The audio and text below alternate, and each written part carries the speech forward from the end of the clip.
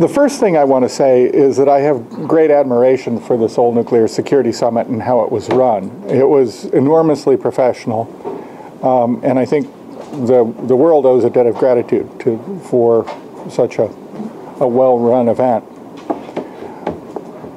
I also believe, though, that our first loyalty, our collective first loyalty, should be to the mission of advancing nuclear security.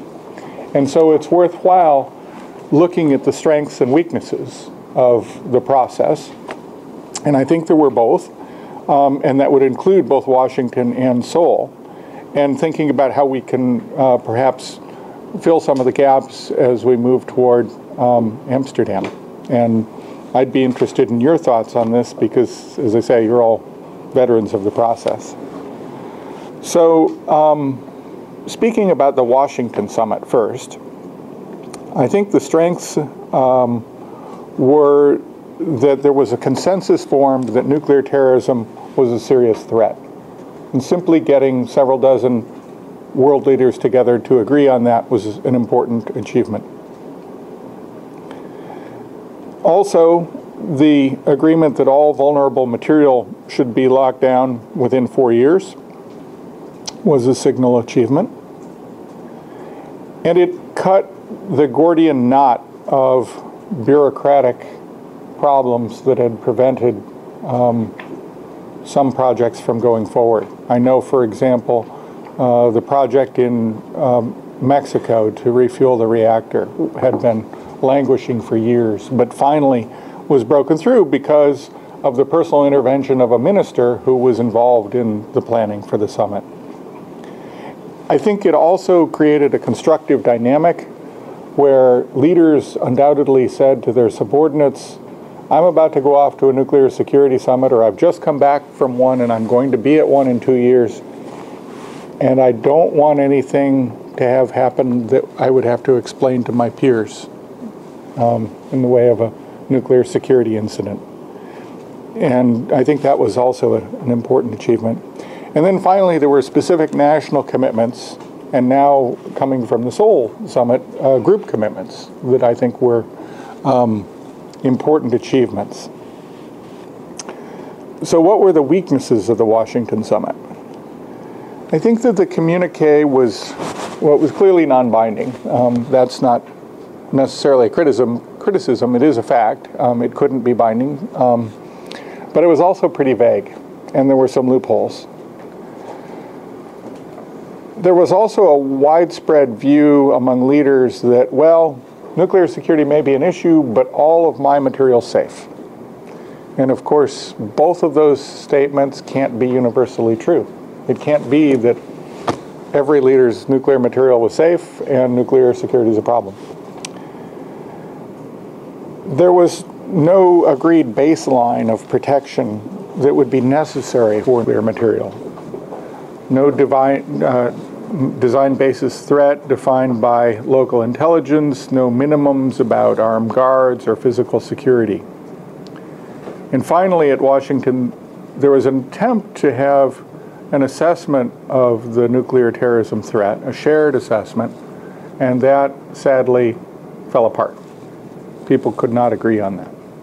And if you can't agree on exactly how bad the problem is, it seems to me it's going to be tougher to agree on effective solutions to it. So what about Seoul? Well, I think Seoul had similar strengths, and it built on Washington. So it was good that there were additional national commitments. The innovation of group commitments, I think, was an interesting and productive one. And I think it again energized leaders to command the attention of their subordinates to this issue. I think it also had similar weaknesses.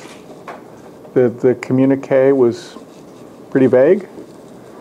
That leaders didn't seem to have internalized that their own countries might have problems. There still wasn't a shared assessment of the threat or a baseline of minimum protection that was necessary.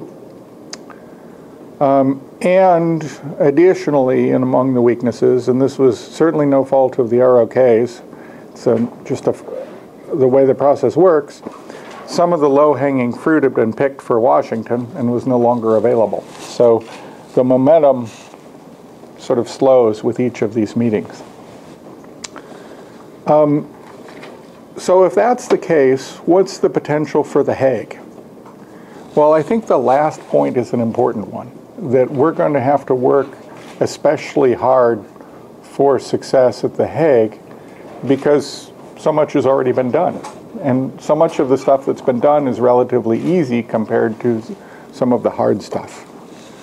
So for example, a majority of the research reactors using highly enriched uranium that remain today, that haven't been converted or closed, are in Russia. And Russia's made very little commitment to change that.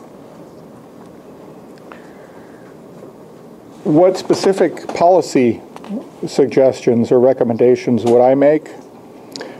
For collective action, I would like to see a borrowing from the safety field of the concept as low as reasonably achievable in terms of risk, the ALARA standard. So it would be a commitment to continue to look at security to drive risk lower. Similarly, a pledge against a locally defined design basis threat. States could collectively say, we'll turn to our intelligence services and let them define what's the plausible threat that we need to defend against, and then construct defenses that take that into account. Pledging to abide by INFCIRC 225 as revised would be useful. And finally, I think it's very important that we understand our failures. There have been 18 cases in which the IAEA has cited theft of fissile material, plutonium or highly enriched uranium, and it did so because the material was found outside of state control. It's an enormous problem, and it should keep people up at night. In all of those cases, the amount of material was lower than what is necessary to make a weapon. That's the good news. The bad news is that in many of them, it was advertised as a sample of a larger quantity that would be for sale. And each of those 18 cases, in my judgment, shows a security failure. Until we understand what facility this stuff came from, who stole it, how they got it out of the facility, who abetted the theft, and where it was headed, we can't be certain of our security. We only understand those things about one of the 18 cases. And there have been 2 or 3 cases since then. There have been 3 since 2003. So we do know we're failing, but we don't know why we're failing. So those are collective actions for collective action. I would say among individual nations, there are also several things that can be done. Again, the agreed baseline for a minimum level of security. Pledges to end the civil use of HEU as of a date certain, and to minimize civil use of plutonium. Declaration of fissile material stocks, consolidation of storage sites, and pledges to limit accumulation of fissile material would also be useful. States could exchange best practices and increase support for the World Institute for Nuclear Security. I should offer a disclaimer. I was in Seoul, as a matter of fact, elected chairman of the board of WINS, so I have a bias about that. Regular and realistic exercises, live fire exercises, in some cases, would be useful. And then use of pledges to use IAEA peer review. All of those are things that might increase the agenda. I think also from the strategic level, we need to be thinking as soon as possible about whether or not The next nuclear security summit is the last one, and I can see pros and cons of that, but it's important to decide as early as possible about that. And if it is the last one, we need to figure out a mechanism for these consultations to go forward, even if they aren't at the summit level. So those are my observations about the nuclear security summit process. I know that it's a little bit of a disparate topic, but I do have a couple of words to say about North Korea. So I just have a couple of observations that aren't necessarily profound, and I know there's, you all talk about this all the time, and so do I. It seems to me that the North Korean threat has evolved considerably. We used to worry about the reactor at Yongbyon in the upper left-hand corner. Then in 2007, it became clear that North Korea was willing to export nuclear technology.